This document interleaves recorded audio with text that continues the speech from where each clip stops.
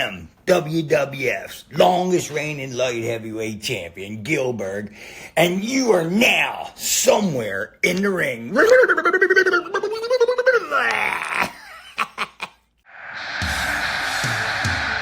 The following podcast is scheduled for one recording with no time limit.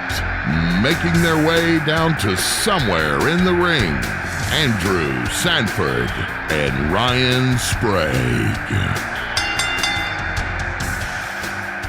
Wow, wow, wow. Whoa. Hey, hey, hey, hey, hey. That's a little New York. Rangers are going into game 6 tomorrow night. So that was my game 6. Yes, we are currently up 3-2 on the Carolina Hurricanes. So that was my little MSG chant. I'm rocking my Rangers sweater, as hockey fans call it.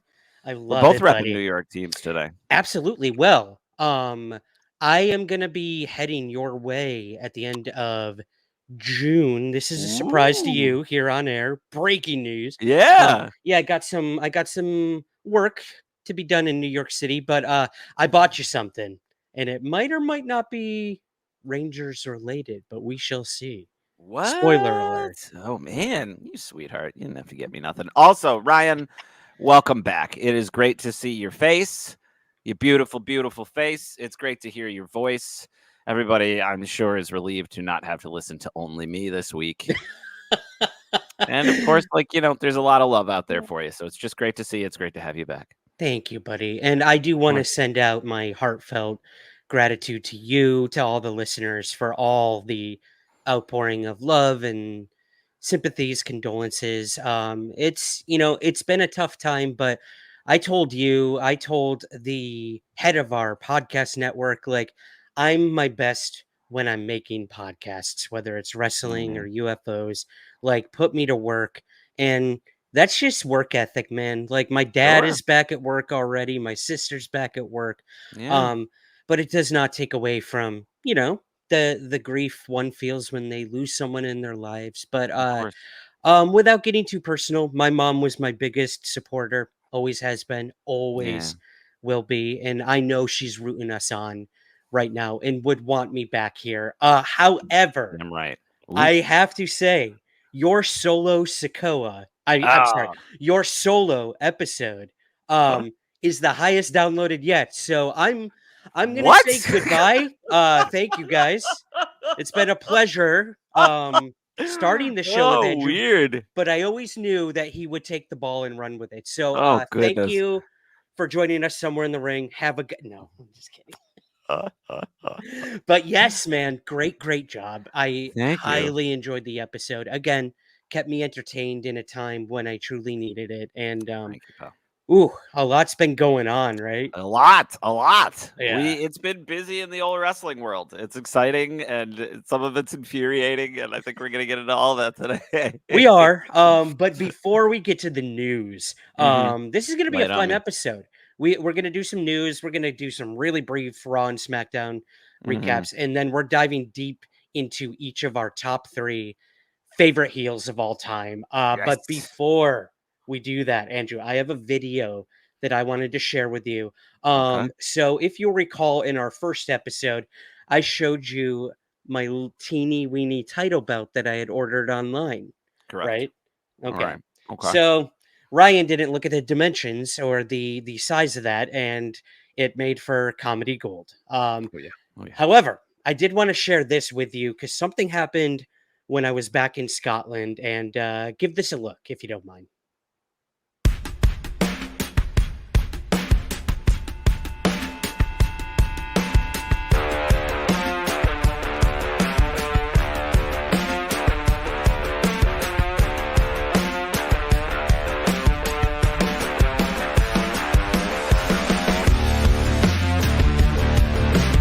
A few minutes later.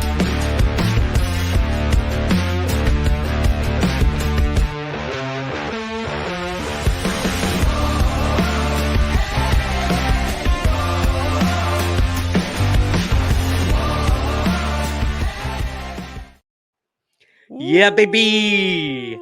You never know what can happen with a United Kingdom microwave. I'm That's telling true. I look, and you've always said that. So you. Yeah. that's yeah. Wasn't that my Too mantra too back in the much. day? Yeah. Yeah, it was. I've seen your Yeah. shirts. I've seen all the yeah. Keep That's your feet on awesome. the ground, but never Mm-hmm. stop searching somewhere in the UK microwave. I don't know. I'm getting them all. Somewhere there. Well, yeah. But for those who couldn't see, Ryan got himself a brand spanking new belt, and that's the Shawn Michaels Bret Hart era World Heavyweight Championship. Is that your favorite? Is that your favorite belt? Yes, You really the yeah. Eagle belt has always been my Mm-hmm. favorite. Mm-hmm. It just reeks of classic WWF. It Sure. even has the WWF logo on it, which makes me feel so nostalgic. Which And I'm kind of surprised I forget when it changed. I feel like it was because I remember when the WWE Network first launched, the WWF was still blurred, and that is not the case anymore. It was such a stupid lawsuit to begin with, and such a stupid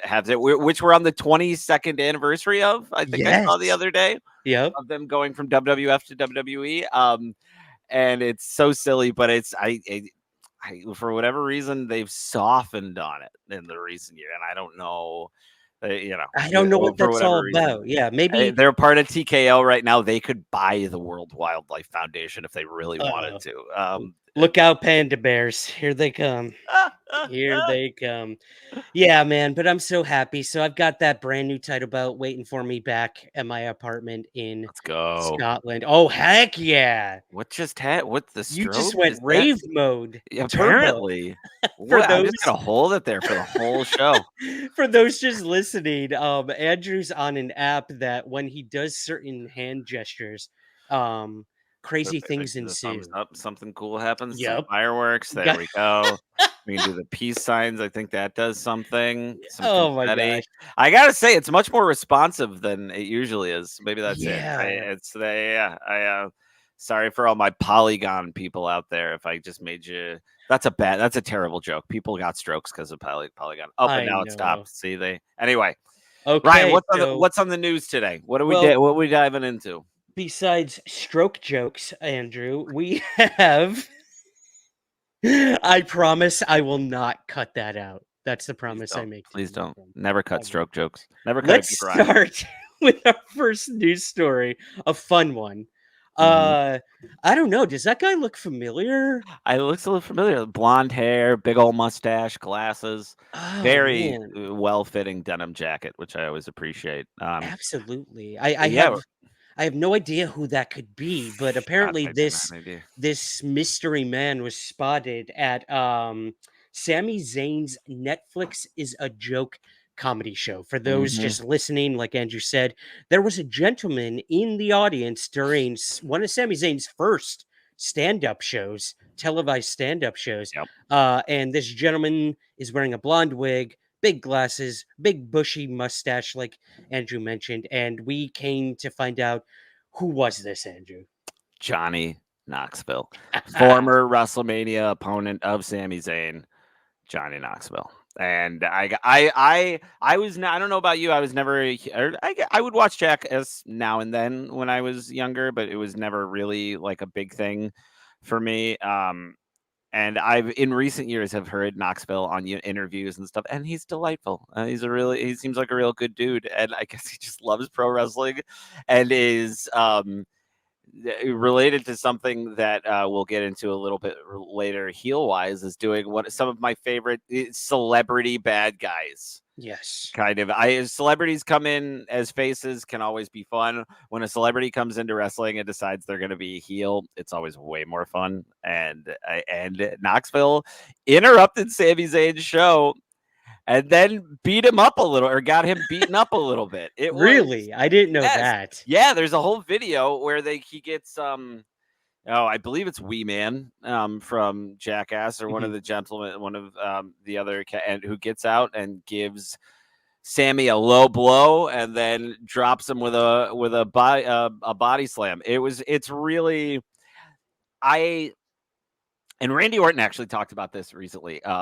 Triple H has such a focus on long-term storytelling that I'm more than convinced that this is just going to be leading to a rematch between Johnny Knoxville and Sami Zayn, and I'm all here for it. Even though Sami Zayn also recently said that he sees himself as being more in the world title picture with Triple H in charge, and I wouldn't mind seeing that either. Interesting. But yeah, so it looks like they're maybe planting some seeds for a little continuation of the Sami Zayn Johnny Knoxville feud. Absolutely, man. This is never just coincidence or a prank on Johnny Knoxville's behalf. I mean, it could be, but again, like Becky Lynch was there to help Sammy. Seemed like it was just a She good really time. sells the whole moment too. It was really yeah. and tries to get them to hug. It was good stuff. I'm gonna have to watch the video now, but yeah, I look forward to whatever comes next for Sami Zayn and Johnny Knoxville. One of my favorite duos. Let's do some whiplash, man, to some gross news. You want to take this next story? Sure, because I got it. So this is a not very unexpected, which is that WWE supports Vince McMahon's motion in the Janelle Grant lawsuit. If you want to look up the details in that lawsuit, you go right ahead. We're not going to talk about them here, but Vince McMahon is getting sued for abuse and human trafficking and terrible, terrible things. And he's trying to get the lawsuit moved. To compel arbitration, which is basically going to make it so the lawsuit is not public. Like what's going on is not public. And WWE is supporting this motion. And it makes a lot of sense that they are, because through the details of the lawsuit and through what a lot of people have said online, it's clear that this was not strictly a Vince McMahon problem. It was a culture problem. He may have been the perpetrator. He may have been the one who was primarily committing the offenses. But he was doing it so out in the open and so brazenly that there's just no way that other people didn't know about it. And there was no way that they weren't, for lack of a better term, enabling him. I mean, I don't even think I think that would be the appropriate term. He was in charge and nobody put up a fight. I mean, Vince McMahon had a steel grip on this company, and it led to some really horrific things to happen under a lot of people's watch. A lot of people think that Nick Khan might be implicated. A lot of people think that, especially, he just sold a bunch of his shares in the company. A lot of people think there's a chance that Triple H might be implicated in this. So to keep that from happening, because I think if it doesn't go to arbitration and it does stay public, there is a very good chance that if Triple H is named as being part of the offense, or if there are people that they will be let go. I think TKO is not shy about that stuff. Right. So we'll just have to kind of wait and see where these next steps go. And I'm all for accountability, so I'd rather not go to arbitration. I love Triple H. Somebody else can fill that role. If he's doing awful things or did awful things or was a part of making sure that this behavior happened, it doesn't matter what he's doing now. You know what I mean? Nothing is going to save, because that stuff it's within the past 4 years this was happening. So it's not new, and it's something that people need to be held accountable for. So we'll see what happens. Absolutely. But WWE has the whole weight of TKO behind them, and I'm sure they are not going to go down without a fight. And this is a pretty clear example of that. Exactly. And, keeping in mind too, this isn't WWE defending Laurinaitis or Vince McMahon. It's them defending themselves, because they're also part of the lawsuit and wanting it to, be as private as possible. And all three parties have agreed to that. So we do have to keep that in mind too. That's very important, and again, this isn't defending anybody, but no, but I think the things that have been made public have been they were so horrific. Slim Jim pulled its support from the Royal Rumble, and that kind of started this whole domino effect. Once they saw how this was going to affect business, it only makes sense. And look, what Triple H is doing right now is going over really well with fans and bringing in new people, and I'm sure they don't want to rock that boat. And they think look, we got rid of Vince, we can just move on with these new people in charge. This feels like a move to make sure that doesn't get affected any further. And to be frank, it makes me think that there's probably some stuff that they're trying to hide. There's no other reason to do this behind closed doors. TKO is a massive company. Dana White slapped his wife last year on camera, and then like weeks later was putting on like slap competitions that weren't related, but it's just like it's ghoulish stuff that these big companies are capable of. And dagnabbit, I think they just want to avoid rocking the boat any further or getting in trouble anymore. So I think they don't want their hands to be forced. I think if things do get out, they will do what needs to be done to protect their company's image. But this is all part of that. Exactly. Well, talking about rocking the boat, man. Oh goodness! I mean, so for those of you who are not aware, Tiffy time is Ryan time. I have been the biggest supporter of Tiffany Stratton ever since her early NXT. What are you laughing about? What is so funny? I can't think of it. No, it's this is a Tiffy time watch, my man. That's. I don't know what else to tell you. That's right. I am Stratton all the way until yesterday when I found out about this. Tiffany Stratton faces backlash for racist video. So we're moving from ghoulish behavior by the higher ups at WWE to possible racist behavior by one of the most up and coming superstars out there. Basically, she recently posted a video on Instagram stories where she was slapping Jade Cargill while a voiceover said, quote, "Black BI," and you guys can fill in the rest. With Bianca Belair watching, and there were laughing emojis put on this video, this Instagram story by Tiffany Stratton. Fans quickly noticed the undertones of racism in the video, leading to widespread criticism, and Stratton eventually removed the video in response to the backlash. But as we all know, Andrew, the internet never forgets. Someone screenshots every single thing these high-profile superstars are doing. So what do you make of this? So I think this one is only slightly more complicated. And I'm going to give Stratton a very slight benefit of the doubt here. I think that since The Rock has returned and was pushing the envelope and using that particular word quite often, it has only gotten used more. Drew McIntyre uses it when he had a whole video recently where it was a joke about him writing on a notepad, and then you zoom in to see that the notepad says CM Punk is a bitch. And look, I think we've both talked about how happy we are to see them move slightly away from the PG era. But there is also this note of like, well, if you're going to do something like this, it's got to be impactful and there's got to be a reason behind it. And I think this is an example of Stratton trying to push the envelope in a very dumb, racist way, but trying to take her job as a heel to the next level. This is not an excuse, but WWE has not had the best record as far as racism, just in general, and how they are treating their employees of color, be it any other race.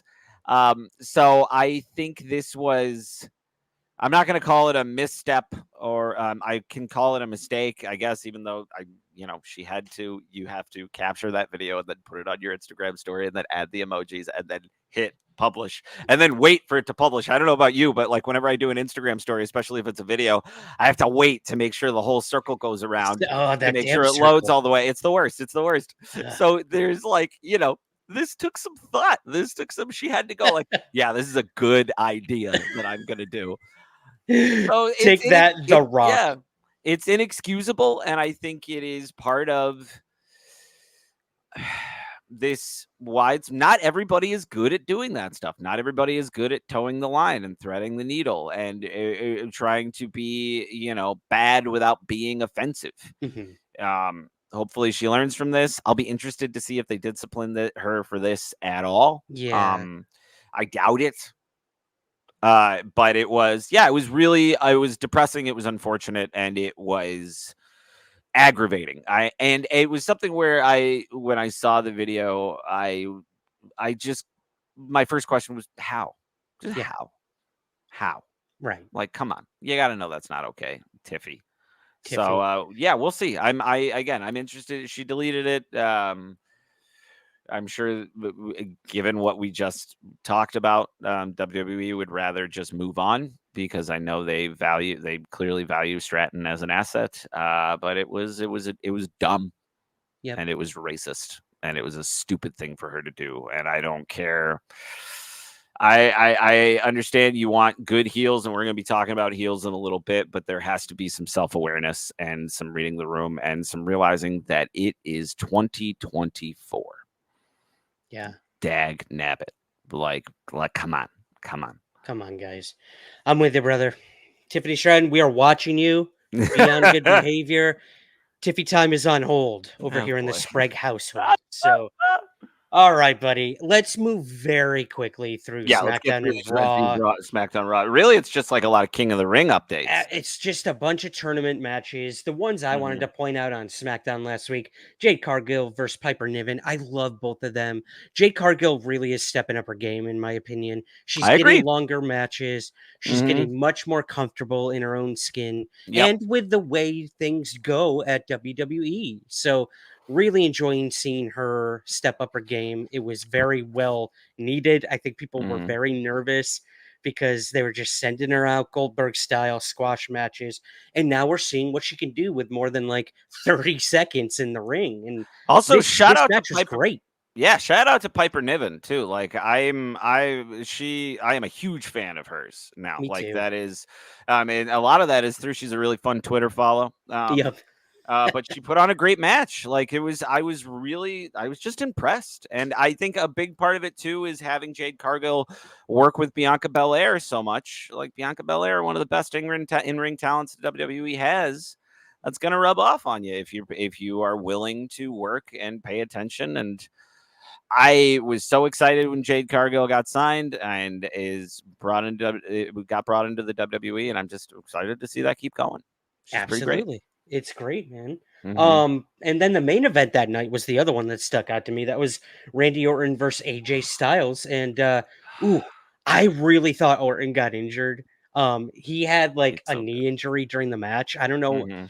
I still don't know if it was real or not. I think it's just they've just some excellent selling. Randy Orton does not get enough credit for his selling ability. And I also want to say, since we're going to get into this later, AJ Styles, he recently said that he wants to get out there and get more booze than Dominic Mysterio. I saw that. Yes, he is fully leaning into. He's like, this is my heel era. I want to be the best bad guy we have.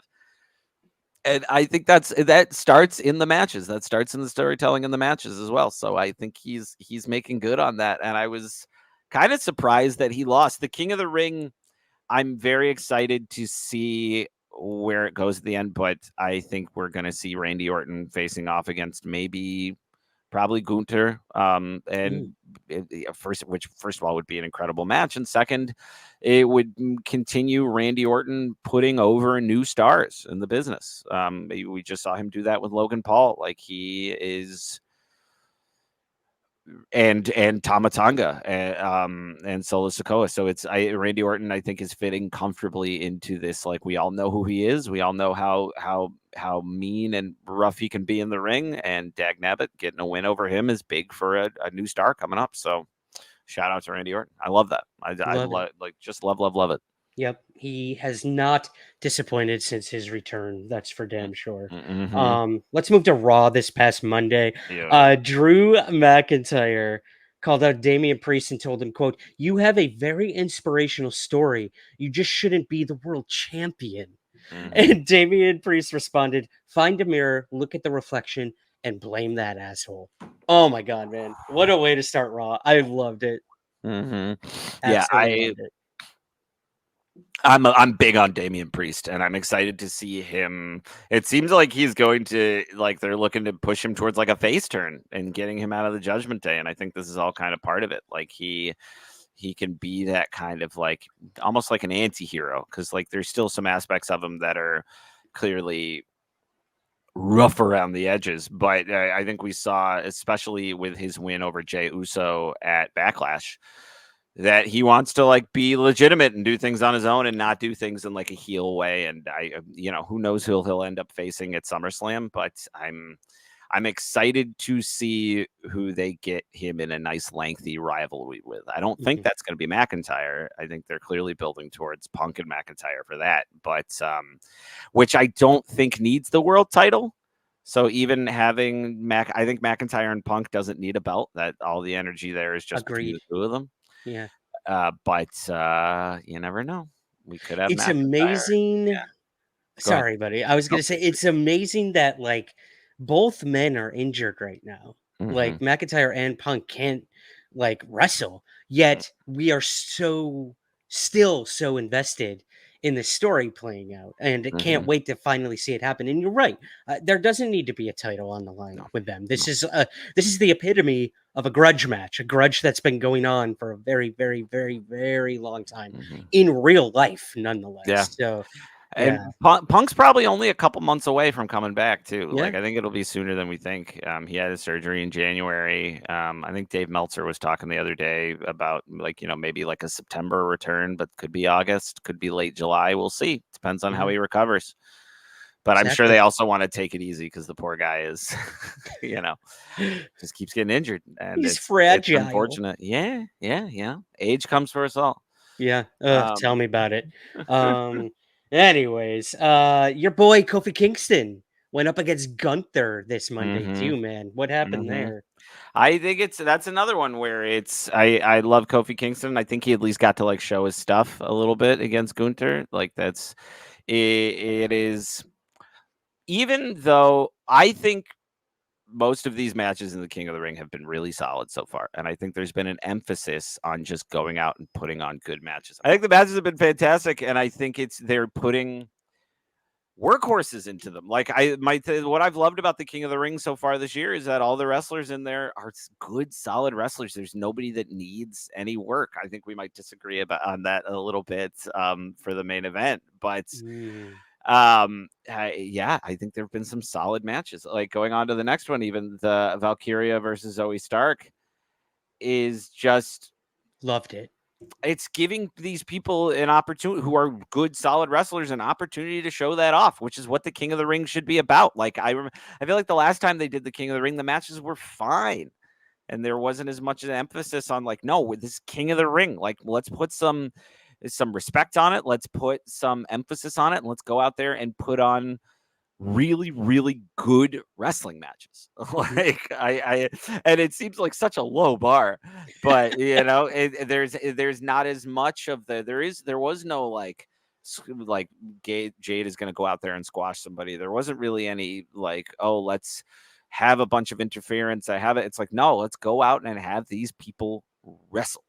Exactly. So that's been really fun to watch. And I thought that was even the case with the main event, where it looks like here, based on the notes, you're not a fan of my man, Jey Uso, getting them yeet going. Not only the yeet, man, but he's now got the Fireflies. That's true. He's adopted the fire, which is cool. Like, I think that's pretty cool. I think I was a little harsh in my notes. I was in a bad mood this morning. I didn't have my coffee when I sent you my infamous notes that I send for every episode. First of all, Dragunov is like my new favorite wrestler of all time. He's incredible. His selling of things is, a lot of people criticize him for being too over the top. I think it's exactly what the WWE needed, because so many wrestlers don't sell as well.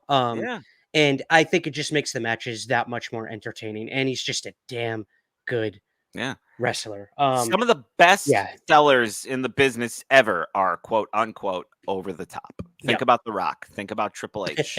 Like they're working for the rafters. They're working for the people in the nosebleeds. Like, and they're working to make sure that if that camera is on them, you know exactly what's going through their mind if they're getting beaten up. It's important. It's just as important as anything else. So I'm with you on that. I think that if you. In general, if you think wrestling is too over the top, I don't know why you're watching wrestling. Yeah, exactly. I just what are we doing here, guys? What are we doing? Yeah. Okay. Well, Jay defeated Dragunov to advance in the King of the Ring tournament, which kind of was expected. I don't get it, man. I just don't get it. The yeet, I don't like when he's on the mic. Uso. I don't think he's that great of a wrestler. I just don't get why they're pushing him so hard. I know he's main event Jey Uso, and he's definitely light years ahead of his brother. But Sure. I just don't get the appeal. Like, great entrance, love the entrance. He's got great charisma, but I think I don't know what it is. I don't know I what will it is. say I agree that he's not as great on the mic as I would like. Excuse me. But I think the yeet thing, and I remember having a similar conversation with a friend of mine where they were just like, "Oh, I don't like the whoa" when Cody's entering, or like, you know what I mean. I think if you can get an arena of people to do one thing, like one motion, all together in unison, that is gold. That is needed. That means you have those people in your hand. That's what the yeet is to me. It's this undeniable effect, undeniable fact, whatever. That this person is able to get the crowd amped up, and then you had, like, you know, we've seen how much that can help a match just by watching Backlash and seeing that French crowd go absolutely bananas. So I think there's that. I like him better in the ring, but I will agree that I think his sweet spot is as a tag team wrestler. That being said, I would argue I think he's booked poorly. I think Jey Uso, like when we saw him back in December, that was a time where they should have pushed him forward a little bit more, a little bit stronger. And like, look, he's on TV every week, so it's not like they're not pushing him. But I think he could be booked a little bit more strongly and have some more clean victories and have some more like or clean losses or anything. But I think there's just wrestling in that family's blood, just in all those families, that the bloodline, if you will. Ooh, And I look think at you. Yeah, I think there's kind of a undeniable talent there. If anything, I would argue I think Jey could be booked a little bit better. But I will say, I think Gunther's probably going to run through him next week, or maybe it'll be a good match. We'll see. I'm very curious with that, because I think Jey has been put up against a lot of people that can make him look very good. Drew McIntyre, Seth Rollins, Jimmy being the exception, which is ironic and unfortunate. But I'll be interested. I think him against Gunther will be, because I don't see. I think it's probably going to be Gunther against Randy Orton in the finale at King of the Ring, which will be a great match. But yeah, we'll see. We'll see. I don't fully disagree, but I wouldn't say. I think I get why they're pushing him, and I think it's just one of those things. He's just so over. He's so over with everybody. So who am I kidding, man? Back in December in Albany, I was doing. There's probably video of me doing it. So you're right. Anyone who can capture thousands of people to do the same thing, important. That's someone who's over, and you can't deny that. But I look forward to next week too. And Gunther, I think Gunther, I just love Gunther. Yeah, he's great. I think the OG Bloodline revival is going to be one of the best things that WWE gets going for themselves in quite some time. I'm awaiting that with bated breath. It's going to be fantastic, especially if they go up against the new Bloodline, which there's already rumors that Jacob Fatu hasn't been brought out yet because they don't want him to overshadow Solo Sikoa, which I think is very funny. And I like Solo Sikoa. Me too. But if you've seen any clips of Jacob Fatu, that man is incredible. And he's about the same build as Sikoa, and he's still got that raw power, but he also does moonsaults off of cages and is quick and agile in a way that a man his size should not be able to do. It's really crazy, really, really fun to watch. So we'll see what happens when they bring him in. It's really exciting stuff. Okay. And I do apologize. My father's dogs are barking their heads off, if anyone can hear it in the background. That happens. It's all part of it. They're also yeeting. That's all that is. They're yeeting. They're yeeting right now. Yep. Yeah, all right, buddy. Let's move to our main event of the episode. We thought it'd be fun. Ding, ding. Ring that bell, baby.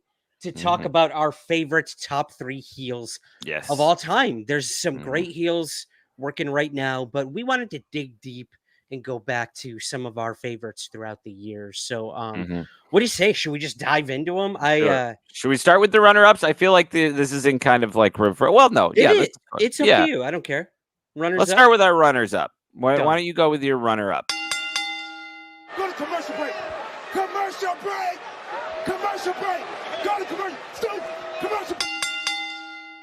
So, if you're here, it's probably because you've been listening to Somewhere in the Ring, and we thank you oh so much for that. But you want more. You want more Ryan. You want more Andrew. You want more mini episodes. You want some commentaries. You want to get your name on a box. Well, that's what's going to happen here. You're going to get shout-outs on the show. You can get your name on Andrew's official microphone podium. You can choose our topics and matches that we discuss, and you also get priority to ask our guests your listener questions. So you'll see the tiers right here on Patreon. Check them out. See which one you want to join. You can always go up. You can always go down. And we're going to keep adding and changing as the show goes on. I love playing wrestling video games. You want to play a wrestling video game with me? We're going to add that into the tiers at some point. You want to hear Ryan and I talking while you watch the Scott Conn, David Arquette, Oliver Platt vehicle Ready to Rumble, which I'm going to keep bringing up because it's going to happen at some point. You can do that here. We're going to make this Patreon full and fun, and we're going to keep building this community that we've already started that we love so much. We hope that you will join us even more somewhere in the ring.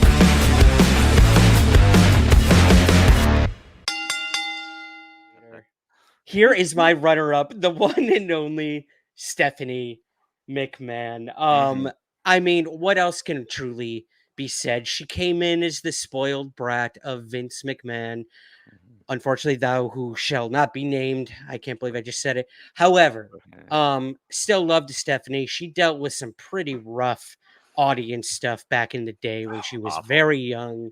And which, look, let's be honest, is even weirder when you think the things that Chris Jericho used to say about her were horrendous, and they were using that to promote video games and stuff that. It was, again, it's a culture problem. It's a culture thing. I love you, Jericho, buddy. I love you, brother. But again, different time, different tactics. I'm not gonna fault anybody for what they were scripted to say 20 years ago. You know what I mean? If anything, again, it's weird that Vince was like, yeah, I want you to make fun of my daughter's breast size.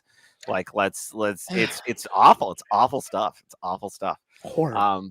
But yeah, she became a really good heel in her own right. Sorry, amazing. Please continue. No, I mean, I hated her. I absolutely hated her. I hated the whole thing with who was the guy she was quote unquote married to at one Test. They were going to get married. Yes. They were going to get married. Yes. And then Triple H drugged her, and they got married in a drive-through in Vegas. Yep. What's that? That What's happened. Yeah. That happened. I remember watching that live. Yeah, that was the whole thing, because she was going to get married to Test live on Raw. May he rest in peace. May he rest in peace. But yeah, man, conniving, she played the role so well throughout the years. And once it got to the authority, where it's her and Triple H, it's good stuff. That's really good heel stuff. Great on the mic. And she could throw down when she had to and take bumps. My God, she took stunners, she took rock bottom, she took everything you could think of. So yeah, sending my runner-up to Ms. McMahon Jr., I guess. Yeah, let's go with that. Well, Linda, her mother's name is Linda, so okay, there it is. Anyways, wow, I know how families work. Andrew, I've seen Shakespeare. Let's go with your runner-up, buddy. Who was that? We are very specifically going with the Ministry of Darkness, Undertaker. Now, I love the Undertaker, and Undertaker has been a heel many times in his career. But no heel version of the Undertaker captured my imagination like the Ministry of Darkness Undertaker. And when we did the corporate ministry, even better. But it was this kind of malevolent evil force that used to do crazy evil things and kidnap Stephanie and all this absurd stuff. Even though, oh no, Vince did it. It wasn't that the twist there. That's when they became the corporate ministry. But I love that version of the Undertaker. I thought that's some of the best, like his best in-ring stuff, and I think the Undertaker's in-ring ability lasted a lot longer than most wrestlers do, but that's like prime Taker. That's really jumping over the ropes and like wrestling some incredible matches with Triple H and The Rock and Kane, and just just really fantastic and just evil in a way that was just like really fun. This will like happen a couple times here, but for me, some of the best heels is when like they're bad, but they're so bad that you're still kind of on their side anyway. Mm-hmm. Like you want to see what bad stuff they're going to do next. And Ministry Undertaker was definitely up there for me as far as that goes. Oh, surprise. Now, is this your favorite? This is your favorite one? I'm doing descending order. So this is descending my third favorite. Okay. Fair enough. Yeah. Okay. And I didn't mean to cut you off. I also wanted to mention about Ministry Undertaker. Wasn't he the one who did the crucifixions too at some point? Okay, love it. Darn right he was. Love me some crucifixions, baby. And my little Catholic Andrew was just like, okay, I understand this. Same, brother. Very much so. I could feel Jesus on my shoulder. Does Jesus go on your shoulder? No, that's the angels. So. Yeah, he can go on your shoulder. Depends. Yeah. Jesus can go wherever he wants. Shoulder Jesus. Being like Ryan, you shouldn't be watching that. You shouldn't be watching Ministry Undertaker do that to Stone Cold Steve Austin. But Austin was using Bible verses on his t-shirt, so I guess he deserved to be punished. So, anyways, my number 3, Andrew, is Logan Paul. There he is. There it is. For someone who came into the WWE already a controversial and very egotistical YouTuber, I think there was a lot of people who just wanted this man to fail immediately, and he did the complete opposite. He blew people away. Wrestling abilities, top notch. He understands what a heel is. I mean, to the point now where his Prime Energy drink is in the middle of every PLE event. And yeah, man, he's just hitting every bullet point that it takes to be a successful heel, and I'm really enjoying his journey. Look, I'm right there with you, and I think what's fun about Logan Paul is that you almost like, again, the understanding that people were not going to like him. Yeah. And to not even try to get them to, which is something The Rock could have learned. I mean, The Rock was obviously a very different position. He was coming in, I think, trying to get a win, trying to be like, I need to look, Black Adam didn't work, so I got to go a place that everyone's going to love and accept me. And also they're going to love it if I insert myself into this storyline that's been brewing for over a year, which was incorrect. But he then learned, I'll just lean into it and be the bad guy that people want. And it resulted in one of the best WrestleManias that's ever happened. So absolutely, man. Logan Paul got that from the jump. He was like, they're not going to like me. I'm not going to make them try. Exactly. And you're correct. He is phenomenal in the ring. It's something we haven't seen. He's going to be wrestling Cody Rhodes at King and Queen of the Ring. So I'm really excited for that match. And I feel like they haven't clarified yet if that's going to be for both belts. I doubt they have it. Not. Yeah, they have not clarified. That'll be interesting either way. But yeah. All right, Andrew. So who do we have for your number 3 all-time favorite heel? Let's see. Mine will be RKO, Randy Kennedy Orton. I actually don't know if Kennedy is his middle name. I doubt that it is. Yeah. I think that's what it is that the K is his middle name. Let me check that real quick, because I have always kind of wondered that. Maybe Wikipedia says it. Maybe it does. Randy Keith Orton. There it is. Never would have guessed that. No. But Randy Orton, as a heel, specifically as John Cena's heel, is some of my favorite heel work of all time. I also love who doesn't love the RKOs out of nowhere, especially to like nice, decent people. But that's another thing where it's like he's a heel, but that stuff is so fun. Him surprising people with an RKO is a blast. And it was like a signature of his. And I think it was just fun to watch him like, slither and squirm his way through and just be nasty, and then have some really great matches with John Cena. Like, he is, when I think of John Cena and his legendary opponents, I don't think of The Rock. I don't think of Undertaker or Triple H. It's Randy Orton. Him and Randy Orton were like two peas in a pod, and I think they made each other better. And I think Randy Orton made John Cena's.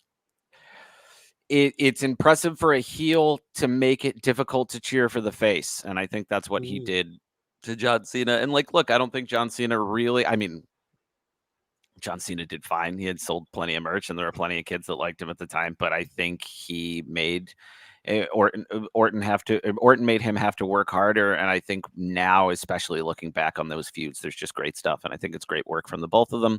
And I think it is Orton at I wouldn't say his best, because I really like face Orton right now. I love what Orton's doing right now, because he just, as somebody who thought he might never be able to wrestle again, being able to come back and not only wrestle again, but do some of the best work of his career. I love that they're letting him in character enjoy that. So, right. But Randy Orton, heel number 3 for me. Love it.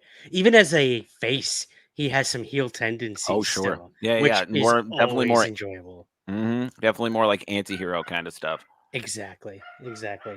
And the heel now is our dog Layla. So again, apologies to anyone who can hear her yapping. Let's move to my number 2, and that's none other than the Scotsman, I guess, Rowdy Canadian, actually. Piper. Yeah, he was I know, Canadian, but it still works. Yeah.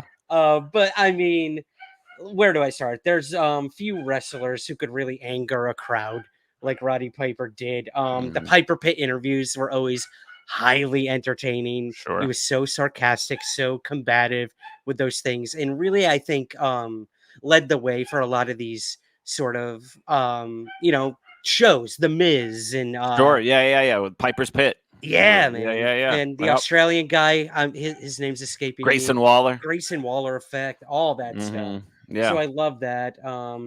What else do I have here about Mr. Roddy Piper? He was a rebel, an asshole, and sometimes a little racist, unfortunately. Again, yep, it was the 80s. Things were written a certain way. However, the things I like most is when he kicked Cyndi Lauper in the head. So that happened. Wade, that is how you get some heat, man. Sure. He also faced Hulk Hogan at WrestleMania 1. He faced Mr. T in a boxing match at WrestleMania 2 and lost by disqualification. Love the kilt, obviously. And he reminds me so much of the current Drew McIntyre. Just always like blaming things on other people for his failures, but never acknowledging people with his successes. So I really, really, really enjoyed Roddy Piper. So rest in peace, my man. Roddy. Any thoughts on that, Andrew? Or should we? I mean, I love it. I'll be honest with you. I was never a huge Piper guy. A lot of my familiarity with him came later. But yeah, he's just one of those undeniable people. But I think I know him more as like a face in the later years, and just in the post wrestling career when he's acting a lot, and had some of my favorite done some of my favorite bits on It's Always Sunny in Philadelphia. Just good dude. And if anybody wants a real watch, either They Live or watch Hell Comes to Frogtown, which I don't think I could super recommend, but Ryan, watch Hell Comes to Frogtown. Excuse me? Okay. Yeah. That is a film where Roddy Piper plays a man in the distant future when everyone is sterile except for him, and he is forced to infiltrate a city of frog people, but then find women to impregnate. It's strange. It sounds like he wrote that movie and rolled. Never mind. Just watch They Live. Watch They Live. Just watch They Live. Fair enough. No, I'm sorry. Massimo T. Bird wrote Hell Comes to Frogtown. So let's not take credit away from Massimo. Sorry. Andrew, let's move to your number 2, buddy. Andy Kaufman, baby. Another great example of a celebrity working his way into wrestling and just getting it. Andy Kaufman understood. It's like, look, we have bad guys and we have good guys. It doesn't matter what kind of reaction you get out of a crowd. It's that you get a reaction. So he had no problem going in and being, look, sexist and racist and just being the ultimate kind of heel, and was even able to blur that line. The infamous interview on David Letterman, where Jerry Lawler gets up and slaps Andy Kaufman in the face, and Kaufman pours coffee on it, or water or coffee on it. Like, it's just this great. I think people thought that was real until the Jim Carrey movie Man of the Moon came out. I could be wrong. Maybe people were aware, but I feel like that was the first time where they were like, really like, hey, just heads up so everybody knows this was very much fake. It was part of the whole game, and I think he just really understood that, and he didn't care what it did to his persona, how he was perceived. It was something that he just leaned into, and I think you get some really incredible heel, like classic heel moments out of Andy Kaufman from that era. Absolutely, and lest we forget his, wrestling women thing too. Like, Oh yes, talk about a yeah. progressive guy, right? Yeah. But yeah, that whole like, oh, a woman can't be, I'm a man, I'm stronger. Like, it was, I just, it's perfect stuff. Even if it's like, I mean, cringy, but it's like so over the top that it's almost transcends being offensive, but I'm sure that's probably not the case either. If anyone were to transcend it, it would be Andy Kaufman. That's for damn Mhm. sure. Awesome, man. All right, we're moving to my number one, Oof, and that is I the love one that and belt. only. I know. Oh, isn't it gorgeous? So good. And I love the lowrider too, obviously. Mhm. Eddie Guerrero. So Yeah. during his heel days, man, I mean, his literal catchphrase was lie, cheat, and steal. So that pretty Mhm. much says it all. But he, instead of hiding behind that, he really showcased it, and fans Mhm. absolutely like adored it. They Yep. knew that when they were getting an Eddie Guerrero match, he was going to do something either below the belt or hide something Sure. or lie, cheat, and steal, like his catchphrase was, to win. And yeah, during the Royal Rumble lottery, he ended up hugging Ric Flair while stealing his Royal Rumble number and Ric Flair's wallet. That was one So of my good. favorite moments. So good. He claimed that Rey Mysterio's son Dominic was actually his biological son, which ushered in the famous custody battle ladder match. Right? We have to cover that match, man. What a We phrase. gotta We do do have it. to cover that match. That's a great idea. The That would be a famous good one. I think there's poster of it. we've got some guests coming up later this month. I think that might be a really fun Oh, one to throw at them. I think they could have a really absolutely. good time with it. So yep. We might Yep. scare them away, but that's WWE. That is, and Uh-huh.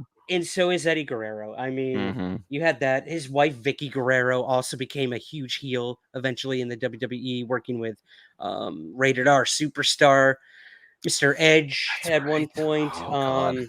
Oh Then you God. had I know, man. We won't go there Look, no. today. I look, it is what it is. It Yeah, is but sorry, yeah. Um creepy. But you also had his whole his whole storyline with China when he sure. like fell in love with China and got all super Mm-hmm. possessive over her when she was doing like Playboy and all that stuff. That's right. Yep. So I mean, dude, he's just like, for me, the epitome of a heel. But not only that, like the epitome of a good, amazing wrestler. Sure. Which a lot of our heels today are, but he just for me, this is just exactly what a heel should be. So again, God rest his soul, rest in peace, and Ugh, yeah, he will be forever my Eddie. favorite heel. Nice. Yeah. How about you, my man? JBL. I've never been. I remember watching SmackDown Live, and I liked JBL before he was a heel. I loved the Acolyte Protection Agency. I liked JBL quite a bit, the APA. But then when they brought him back as a heel and as this kind of like button up, like rich cowboy, it feels very much like and like they did plenty like in favor of George Bush, but this felt very much like a response to the George Bush presidency in a way, to have this kind of like wealthy cowboy, but albeit a little bit more serious and definitely a bit smarter. And I remember when he first debuted, because it went from him being this guy, it's like, I want to drink beer and kick ass, and he had the long black hair and the goatee. And it was just this complete. It's one of the best redesigns I've ever seen. And he comes out with a short haircut and like always wearing shirt and tie, and it just. There's a whole year where he was holding that same belt that I love, that he beat people like Eddie Guerrero and The Undertaker, and was this. You were tuning in to watch JBL that year, like when it's one of the more successful heel runs in my lifetime, at least in my time watching wrestling, and it just always cemented him as a heel for me, and I thought he was great. And it was somebody who I definitely like enjoyed watching him, but that was the main heel I think that's ever got me to go like, oh, I hate this guy, let it make him lose, why can't he lose? And he just kept winning. I just thought he was great, and he brought that energy to being a commentator. And look, there were some unfortunate effects for that. I forget the gentleman's name, but he was bullying somebody. And JBL was known as a bully backstage, and I think they just let that carry out into they blurred those lines, and it was just wildly successful. I also love that in this picture you have the suit jacket is a little different and the shirt is a little different, but he's wearing the exact same tie and hat as he is in the picture behind him on the Titantron, and I think that's pretty fantastic. Absolutely, man. I mean, again, you couldn't say it better. Reinventing yourself is key when it comes to WWE. If something's not working, you get one more chance, usually, to reinvent yourself, and then it's game over. And he did it. And, like he played the character so damn well that I heard in an interview recently that he would get death threats. He would get letters mailed to WWE headquarters of just how despicable of a person he was, whether it was like his money grubbing or his politics that he kind of played the character with. And he said, I could not be like, here's a sign of how good I am at what I do in a good way, not an arrogant way. My politics couldn't be further from what you see in JBL. So it was good to hear him say something like that. What? He said that? The man who had a show, had a show on Fox News? He said that. Huh. Unless he's swerving all of us again, but I don't know. I'm intrigued by that, to say the least. I'll find the interview for you. Yeah, I'll find the interview for you. Yeah. That's so funny. Well, your choices for me really stress it would have been so easy to go for someone like Hulk Hogan, like Hollywood Hulk Hogan, or Hollywood Rock or something.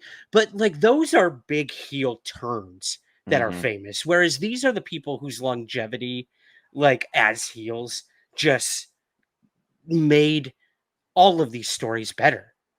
All of them. So yeah, I think we made some good choices. I do have if you want, I've got some of our Facebook group members. Oh, I would love to. Oh, yeah. I want to hear what the fans think. Sure. Yeah.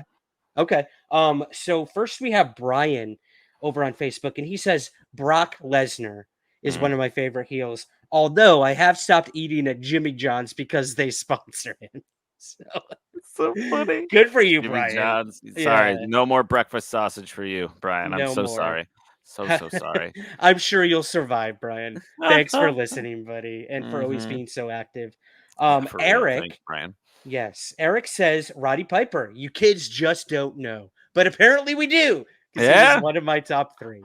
There we go. Yep. So yeah. Eric.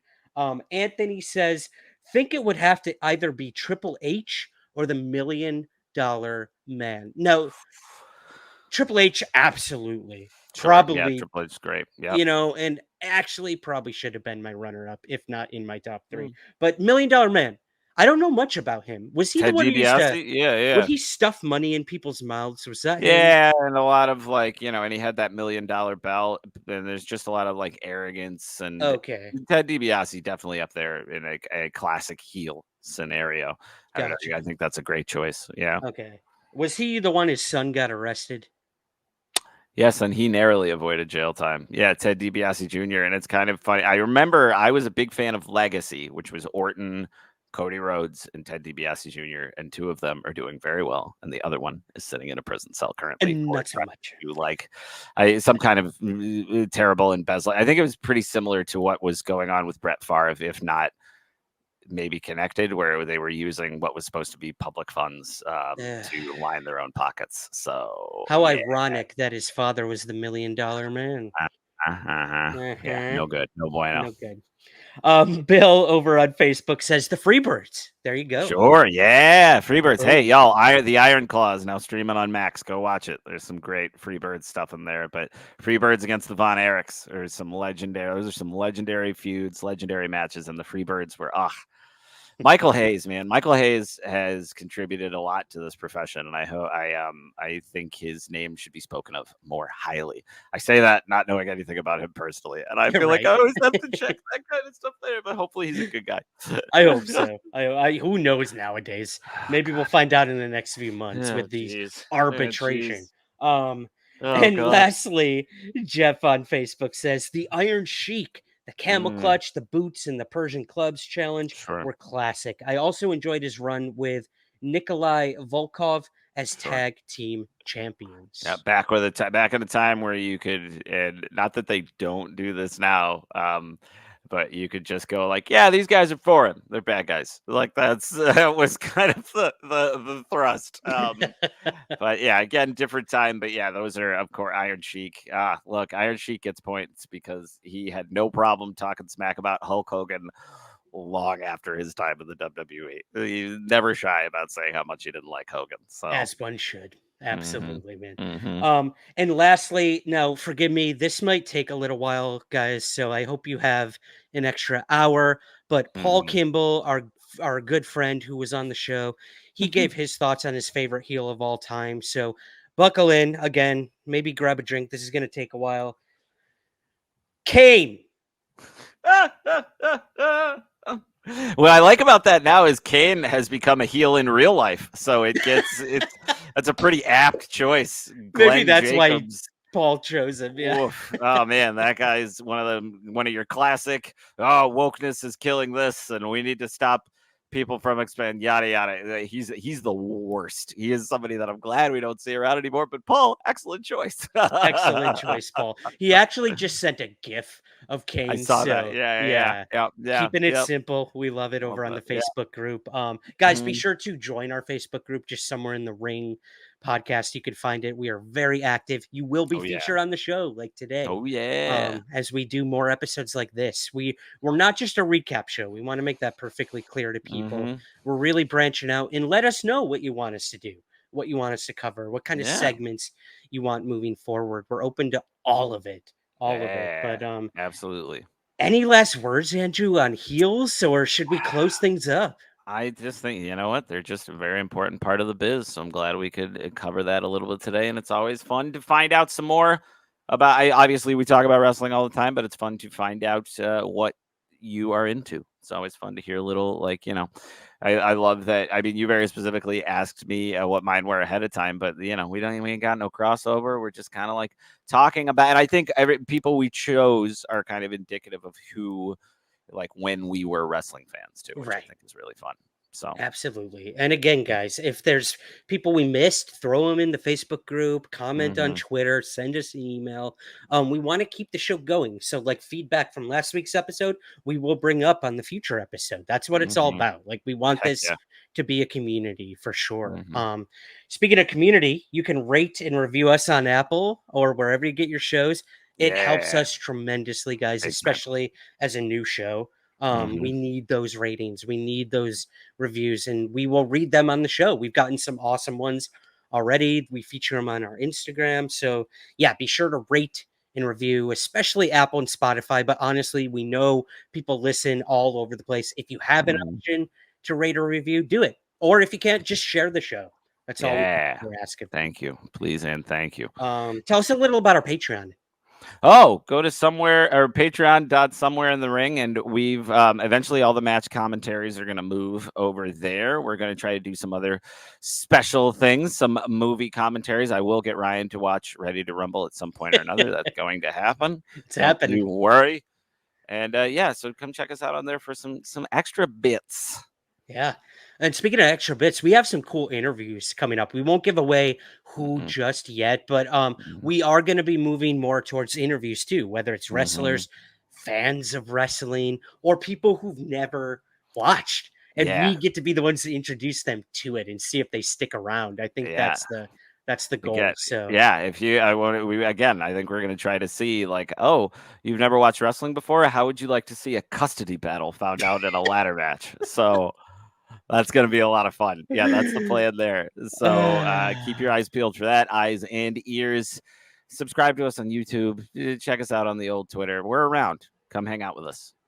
Absolutely. And as always, Andrew, is there anything, you just had a very eventful weekend with the theater stuff you're doing? Yes. Anything else coming up or anything you want to tell us about those events that took place? Sure. Yeah. So a theater company I work with in New York City called Random Access Theater just opened their own space in Brooklyn, in Dumbo, right in the heart of Dumbo. It's really awesome, really happening.